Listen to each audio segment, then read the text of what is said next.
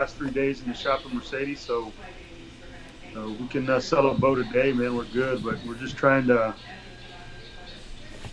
make up. It's a different market for sure, man. Yeah, it's Yeah, it is. It is. We expected it. Man, this whole COVID thing came at the wrong time. And people over there, I noticed when I go back and forth, they're way more precautious than the people here in Corpus. And people in Corpus didn't care. I mean, whatever, you know. But, but yeah. over there, everybody was like, it was like a ghost town, man. Like, Yeah. Well, it's because there are all the regulations, right? Like you couldn't. They were stopping people and giving yep. people tickets or warnings or whatever for being. Checkpoints and shit. Yeah, yeah. It was pretty You serious. know, we went over there to pick up a boat, right, from the store, and we were pretty much shut down. I went to go get a boat to bring it to Corpus, and I went into the Stripes right there in Raymondville, or right outside of Harlingen. I walked in, everybody's like looking at me all ugly. I'm like, what the hell's going on? The guy's like, where's your mask, bro? I was like, what are you talking about? Like, it was mandatory mask, and I didn't know, and everybody was getting upset. I was like, holy shit, I didn't no idea, man. Yeah, there was But a. Actually, I'm up in Houston now, and they just kind of put that in place right now this week too. It's just like before that, and even like I know there was a lot of pushback in the valley when they pushed back that they enforced that everybody has to wear a mask. But here it's like it went crazy, and like people are like even like the cops were saying like we're not gonna enforce it. Like it's just like now we just don't have the resources to do that. Yeah. It was But anyway. crazy over here, man. Over here it was. I mean, you didn't wear a mask or something to the store. It was like if you were robbing them. I told that lady yeah, from Strike. I was It's like, the a month opposite. ago, if I were to walk in with this shit on, I'm gonna get the cops called on me. yeah, Now, if I walk without it, I'm gonna get the cops called on me. Yeah, there Crazy, you go. man. yeah. All right, I guys. saw a lady on Facebook. I guess she's like over like the nurses over there or something. She put out a Facebook post, and man, it was real aggressive. Like real like, you people need to be ashamed of yourselves. This is why the disease is spreading because people like you're not out there, you're not protecting. And I was like, wow, man, like that was crazy, man. I mean, the Yeah, people were it's pretty nuts over there, and rightfully so. I mean, from what I understand, there was a lot more cases out of there than expected. There was clearly a lot more cases, right out of Harlingen, out of that county over there, and then it kind of trickled to McAllen, and Yeah. we were following real close. And I've got some good buddies here that are like DPS officers and cops here in Corpus. Like, man, dude, they're pulling people over there for like no reason, yeah. like totally against the law shit, and they're just doing it anyway. And so people were scared, I think, down there in the valley. And of course, I think all the water was closed off, from what I understand. Yeah, Yeah. they were. Yeah, Bunches, so yeah, yeah. There's. it's I just think bad most. timing, but we're Yeah. ready to get. We're ready to get going, man. We're Huh? ready to start moving. Yeah, well, so are we, man. We're ready to get going here. And even though we'd rather be fishing, we're gonna sit here and talk about fishing then and drink a few beers on our.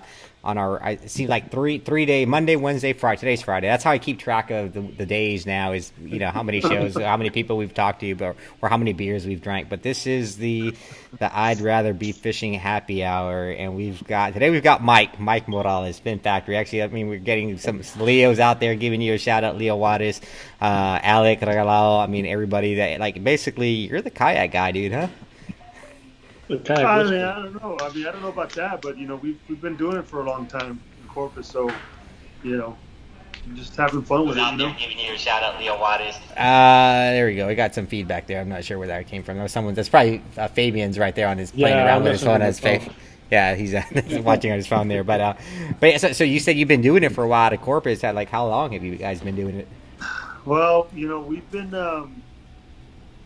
first, started off in 2011. Just I actually started kayaking in 2010, pretty pretty aggressively. Just getting into it like everybody else, and I saw that I loved it, man. I said, why isn't more people doing it? So decided to look into the guide service type of thing, and wanted people to experience fishing on the water on kayak, and because the first time I did it, I was hooked, and I was ready to just say, this is what I want to do. Screw the motorboats. I just want to do kayak fishing, screw wading, and I tried a couple things from a guide service standpoint. Talked to some guides that were here to kind of establish, like Dean Thomas was Slow Ride Guide. Kind of made a connection with him to try to get some ideas, and you know, back then it was real guarded. You know, like, oh, you know, you're gonna fail. You know, it was all about everybody was like, there's no way a kayak guy can make it. It's There's it's no still the money same. in it. You know, Yeah, it's not gonna happen.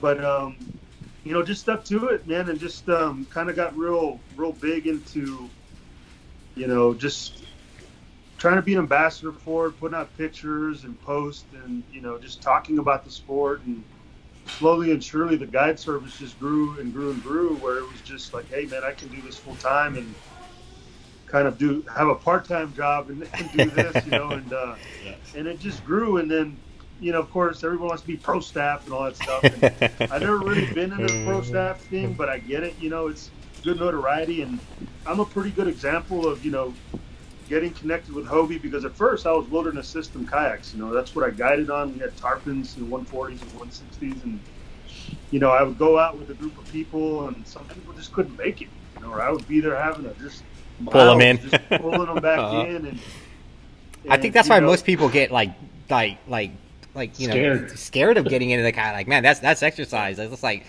work. It is exercise, though, man. It is great exercise, man. I mean, it was way more exercise then than it is now with the pedal drive. But you know, for me, I wanted something that, you know, my wife and my girls can enjoy, and I always thought like Hobie's pedal drive, that's all gimmick. That's not a real kayak. That's trash. I used to think that's trash. You know, I'm a traditional kayaker, but you know, I had a guy over there at the San Antonio ACK when they just opened up at Austin Canoe and Kayak in San Antonio. They was Barrett Fine, and he talked me into it. Man, you got to try it. You got to buy one. I never even tried. I just bought one. Oh yeah. Brought it home. All in. I was all excited. It was over. 2012, man, and I put it in the water, man. Like the first like 10 pedals, like, dude, I'm done, man. Like, this is, what was I thinking? Like, this is like awesome. And before that, you know, later that day, man, I went home, made a plan. I was going to sell all these wilderness system kayaks, and I'm going to buy Hobies, and you know, this is what we're going to do. And you know, we just wanted to do it bigger and better. That was kind of like my thing. You know, let's put people in something that they've never been into, and they're going to enjoy it and not finish their trip and be tired and wore out and stuff. You know, so I love all kayaks, man. I still have my old Ocean kayak hanging on the ceiling of my shop, but you know, that's kind of where it kind of just really sparked with me, is when I got involved with Hobie and the pedal drive stuff, and you know, the kayaking just grew and grew and grew. We got onto the pro staff of Hobie that put me and my wife on. They're kind of like, it was different because it was a couple thing. So they put us on their Top Gun, which is like, they send you to different places to go fish. And oh damn, right off the bat. Yeah, you know, it took years, but you know, right when we got it to that level, you know, there was a Hobie shop here in Corpus, and they had closed down like 6 months before, you know, and I was pretty close with Hobie, the regional reps and stuff, and said, hey man, you know, we have a certain kayak shop there in Corpus, and they want to bring Hobie on board, and you know, what do you think about that? What do you think about that store? You know, because the other shops shut down, we need to be in Corpus. I said, well, man, you know what? I mean, I've been in retail business for a long time. You know, I'd be interested. They're like, really? I said, yeah, I'd be interested. I think I could run a shop. They just said, okay, you got 3 weeks. So that's what I did, man. I just scrounged up all my last dollars that I had in savings. And I'm just going to do it. And if it doesn't work, then oh well. But before that, you hadn't been selling. Before that, you weren't selling kayaks, right? You were just out there fishing. You just kind of like. No, just a guide. So in 2011, you started kayaking. 2012, you jumped into a Hobie. And then how long between 2012 when you had your shop, when you said Hobie, the hell with it, I'll make my own thing? 2016. So in 2016, they presented the opportunity. What was weird is that, you know, I was at corporate level at a different, for a company, and you know, Hobie called me and they said, you know, you got 3 weeks, and I was like, holy crap, man, what am I gonna do? You know, like. So what did you do? Like what? Like, what is that process like? Like it's hard enough to open a store, but like get a store up in 3 weeks. 3 weeks. Shit, like. Well, what happened was that, so they told me about it, and I was like, nah, I'm just gonna tell them, you know, I'll do it. I'll take it. I've been in retail for 17 years. They ain't going to give it to me, right? And they said, hey, you got 3 weeks. And I was like, holy. But the worst part about it is like that week, right after I got off the phone with them, the company I was working for, they had me on a conference call. They laid me off. Right? God's And telling so you, it man. was a really good position, good money, right? They laid me off, and I'm like, holy crap, dude, So they gave me like a severance package, and that kind of helped me, like, okay, really focus in on it. The final hour, man, we were like in 3 weeks, right? And I couldn't find a shop. Every shop was like, I'd find a place, and they wanted like Expensive, ridiculous amount of rent and this and that. And I was like, man, this is just not going to happen. And I was about to call and say, I can't find a place, nothing that I can afford. And my cousin called me and goes, hey, man, I found this shop off of the highway, man. Come check it out. So how much they want? He told me, I was like, nah, off the highway? He goes, yeah. So I said, okay, well, drove by, man. I walked in the door. The damn roof was caving in. Crap all over the walls, bro. It was just bad, man. And I was just scratching my head. And I was like, man. There he was by the highway. Yeah, man. I said, you know what? I just got to just do it. And so dropped money down, got me my daughter, moved her back down. She was going to school, and she was just finishing school. I said, hey, come down here. And we just like 24 hours a day for like a week straight, just cleaning it, painting the floors, putting up the walls. And by the time you know it, when it was time, I dropped money for my first order and stuff. And I was like, man, this is my last dollar. That's all I got. We're just going to fail or whatever. Go all in, man, yeah. Yeah, all in. And that last day, man, we were kind of putting it out on Facebook. We're about to open Hobie and this and that. And, dude, that first day, I had like, I don't know, man. I had probably like 20 or 30 people come in and buy a boat. It was like, wow. You know what? We're going to support you. People coming from San Antonio, Houston. We've been following you. I want to buy a boat from you. And you know what, man? That was kind of, it was just like meant to be. It was like God. Yeah. It was all God, bro, because it was like, man, I'm just, whatever, but it worked out. And we've learned a lot along the way. And, my goal was to always put a shop in the Valley, too, because I'm from there. That's where I grew up. And I know the business climate down there. And I know that there's good people down there that are getting into the sport. So and there's good fishing down there, too, right? I mean, yeah, great fishing, man. I mean, so that's the story, man. And, it's just homegrown, and we've grown it. We're trying, we're just trying to continue to just get better. We just started our online sales where we have everything on our store that's in that was a process, so trying to guide and run the shop and do all that stuff, it's a lot, but at the end of the day, man, this is what I always wanted to do, something I love to do. And we're doing pretty good financially, so you're still guiding? Yeah, still guiding. I had a trip today and got to see the rings. It's been a couple days, but yeah, man, that's always my number one, like the guiding is my, I'm never going to stop doing that because it keeps me, passionate about it. Feeds the addiction. Yeah, it feeds the addiction, bro. And that's what opened the door. That's what opened the door for you. Yeah, is man, being the guy. That's freaking awesome, dude. Yeah. Are you still guiding off the skiff or no? Yeah, I'm doing. Today was a skiff trip, but my trips are pretty much about 60% kayak, 40% boats. My skiff, it's an 18-foot Hell's Bay. Yeah. It fits 2 people, man. I don't want anybody else on it because it's too many. It does Which would you rather do? Like, I mean, do you have a preference? Like, if you had a choice? I would rather do the kayak guiding, but dang, the boating's so much easier, bro. That's what you have, right, Sam? I got a Hell's Bay too, yeah. I know we do. I'm more confident on the kayak, and I feel like you just slow everything down. And I think that That's when true. I'm guiding on a boat, my thing is, okay, we don't get any bites, we're gonna go over here. If we don't get any bites, we're gonna go over here. Well, when you're in a kayak, when you launch, bro, you're stuck over. You gotta fish there. You squeeze all the orange juice out of that orange. You know what I mean? So yeah. I mean, I like them both, but I would rather do kayak guiding more than anything. It pays better on a boat, but It is what it is. Yeah. And so you said you know your plan was to try to do something in the valley, and then you did it, right? Like recently, Yeah. and then like your timing, like we talked about earlier, like your timing was really perfect in terms of the way it lined up for you in Corpus. But I would say it's probably the opposite, or at least right now, it's early to tell, right now. But the timing that you had, you didn't get that hot start off the blocks, right? So tell us about the story in the valley. So the Valley, man, like I've been telling everybody that we're gonna open. Like I wanted to do this a year ago. Like I was. You told me a ready to year go. ago. I Like, remember that. Found a spot. I found a nice spot in Westlaco. I was ready to drop dime on that spot, and it kind of felt like my store here in Corpus. You know, if you ever been to my store, Corpus, it's not pretty, bro. From the outside, it looks bad, but when you walk in, people open the door like, they're like, wow, this is cool. It's like I told my daughters, like when you walk into our shop.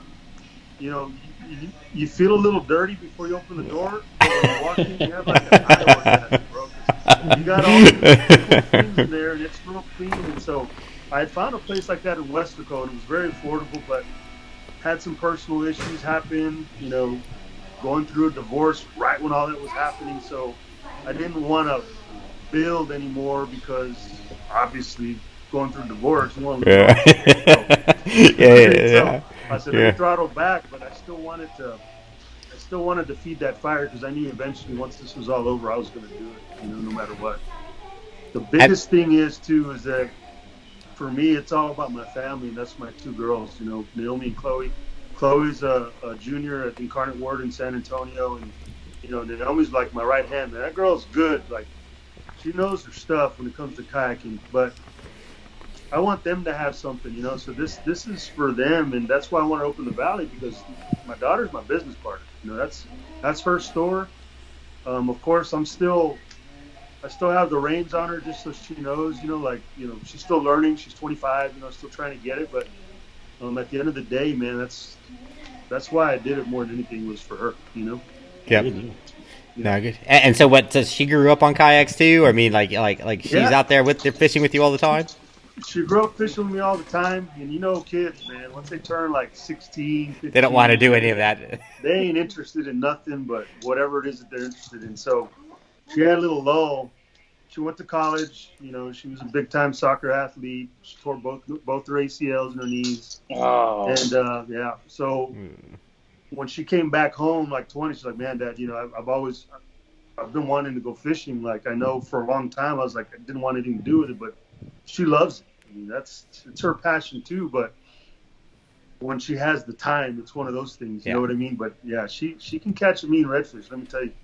Yeah. The little one, my 19-year-old, she's still an athlete in college, and that's what she's focused on, and getting her education and getting her degree, and that's why we're doing all this, is to make sure she finishes her school. You know what I mean? That's the big thing. Yeah. I like one of the things that I've learned, and kind of like what you do, is like the heart appreciates like going away and doing things that are different. Like you want to have that perspective, but sometimes you always kind of come back to like, hey, I really miss the fishing days. Like I thought, I wanted this and that and this, and you go chase it. And it's cool when you chase it and you have some cool stories on there, but it's always like you can always come back to like the least common denominator and say, man, like being out there on the water was just so relaxing, and you have something to compare it to. Like you have some context in life and some experience, and it's just it's definitely I personally appreciate fishing more now, as an adult than I did as a kid doing it. Not to say I didn't like it as a kid, but I just because it means so much more. Like I understand it now, right? Actually, just the last night we were here. My wife and I were downstairs and we were talking about my daughter, and then like we started listening to that song. It's like she thinks we're just fishing, right? Oh yeah. And it's a song about like, hey, we're out fishing, and like my little girl thinks like we're just fishing, but we're doing so much more than that, right? And like I think like the story you're telling right now is like that, and now it sounds like your older daughter, like she recognizes that, right? Like we were doing more than that just back then, and then here we are now, and now she's tied into the fishing community, which is kind of that full circle back to it. So you're exactly right, man, and like you said, we all go through that. I mean, we all go through that. We didn't know what it was until we're older. And we realized, man, that was awesome, And I think she's at that age now, and I remember going through that fish with my dad. My dad, let's go fishing. And I'd be like, okay, because I felt sorry for him. I don't want to go fish, but I don't really want to go. Well, that's why everybody goes fishing with Victor. We don't want we don't want That's Victor. okay. I only invite people for the tacos. That's it. But now, you know, that's why you do it, man, is because you think about those times, and it meant a lot. Now, you know, being a guide and being a guide will take it out of you, though, man. I can tell you right now, like, It's out not there all. in summer, Yeah. you're every day, man, and man, that takes a little bit of the passion out of it, but then you get the fall and it slows down, and it's okay. But what part of it Let's is get it? What part of it, like fishing as a guide, takes it away from it? Is it like all the work, the teaching, the kind of the patience? I mean, obviously, like you have to have patience as a Waking fisherman. up. But I mean, like what part exactly did you find like kind of affects that, like kind of takes it away as a guide? Because I'm sure it's like the work is part of it. I mean, and it's not bad. I mean, the clients are great. I mean, I've never had a really just horrible client. I mean, they're all really good. It's just a daily grind. I think there's an old saying, you know, the saying is too much of anything ruins it. Okay, a little bit. yeah. And it's kind of like that. You know, you're on the water every day, and somebody hooks up and like, yeah, and Rob's bent over, like, oh, great, another red. And I'm thinking about, man, when I get back, that's number 6 already. I'm gonna have to 6-1 another 20 minutes. You know, like, that's what you think about, man, and that hurts. But Yeah. and once you get a chance to just rest and like, okay, I'm gonna take a couple of days and really regroup. That's when it kind of comes back to, you know what, this is why I love it, you know, for me. So the other reason you asked earlier, what do you like better, the kayak or the guiding, the kayak or the boat? I like the kayaking more because I actually fish a lot more when I'm guiding, when I'm kayak fishing with my clients, because they're on there, you know, you spend a little bit of time with them, all right, man, go get it, you know, then you bust out your rod and you start hammering them too. So I think, you know, all that kind of goes hand in hand, you know. When you take out a client on a kayak, I mean, are these guys that are like, hey, I've seen people do it, I want to do it, and let me hire you to show me how to do it or take me do it, or these are guys that are like, hey, I have my own kayak and I want to go out with you? So it's kind of a mixed bag. The majority depends on the time of the season, right? Like summertime, sometimes it's people that have never fished and they're just going kayak fishing because the boat was too expensive, you know, like, and so that's the tourist, right?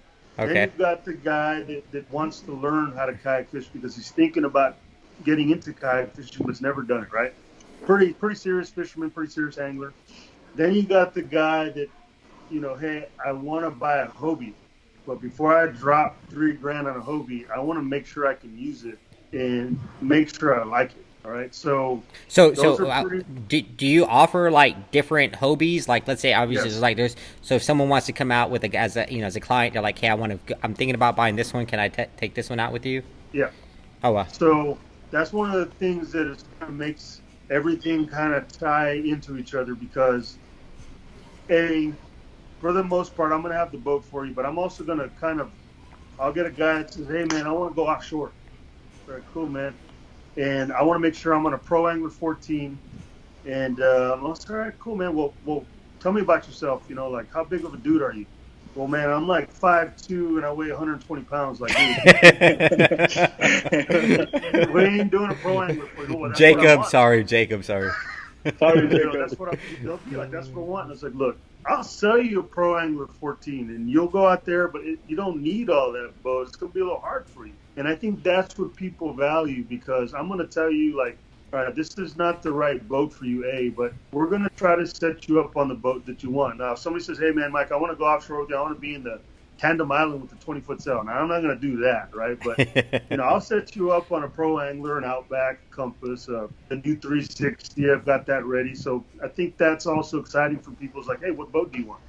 And not only that, this is the little caveat, is that if you go out with me and you're seriously thinking about buying a boat, $100 of your trip will go towards a boat, so it's not like a total Oh wow, loss. yeah, that's Nice. awesome. Yeah, That's Okay, I deal. think I'm gonna go out with So you we now. try Yeah, exactly, bro. That's what it is. So that's kind of our deal. Nobody else does it, you know. And so that's Cool. to me that excites me, you know. Yeah. So That's cool, man. how often of like people go out with you and then like whether their intention was to like test a Hobie, or not, like say like, man, I had an awesome time, I want one. Like does that happen quite frequently where like right off the fish cleaning station you go right to the back to the shop and load one Yep. up? That's exactly it. I mean, I'll have a guy that says, you know what, dude, that was great. That's the best fishing experience I've ever had, and I've fished on boats. I've fished on big tower boats and stuff, but I really enjoyed it. I liked the boat I was on, but not only that, I want the rod I was using that you let me use. I want the reel. I want you to line it up with the Finn's 20-pound test line. I want the array of lures that we use and those woody popping corks, and they just all of it. You know, like Big old that's boat. the thing is that everything we use on our trip. When somebody says, "Hey, man, I want to bring my own kayak," like, no, don't bring your own kayak. Yeah. Well, why not? It's like, well, because my kayaks are rigged to our style of fishing, A, and B, why do you want to do that? Yeah, it's You come fishing, you're paying me good money. Let me do all the work. You know what I mean? Yeah. That's what you're paying me to do. And so, you know, that's kind of what we pride ourselves on. And at the end of the day, from a business standpoint, it helps us in the long run as well. And that's Yeah. it's not our ultimate gag is to hook you, right? It's for you to hook you into the sport, and then at the same time provide you with what you need to really be successful in the world. yeah, you're right. It's setting Good them up service, for man. success, It's a cool right? service. Yeah. Setting them Yeah. up to be successful, and not only like obviously the more successful you are in your boat, the better times you are going to have with it. You're not going to be every time you walk by, you're not going to be like, oh man, there's this $3,000 thing, you know, thing that I don't use or whatever, right? You're like, oh man, I can't wait to get it out again, like whatever, because these things are expensive, right? Yeah. Yeah. So you talked about a lot of the good things about being a kayak. Let's talk about some of the bad things. As a guide, I'm sure you see them both, right? So Yeah. so what are some of the stories on the bad side? You know, things that didn't go as perfect or as they should have, Oh, man, dude, that's Win. without you it know- putting anyone on blast. Just kind of yeah, just no. I mean, there's probably about I'm gonna say 5 to 10% that will go out and say, you know what, dude, I've been kayak fishing and I just don't like those Hobies. I don't like them. They just wasn't for me. That's cool. I mean, it's not for some people have complained that it hurts their nerve, like it runs right from their butt to the middle of their back. And I've had a few people that have that problem with Hobies, and very few, but I know it's something really serious because it's not one person that's Yeah. you know, it's your ass is hurting, bro. You can't.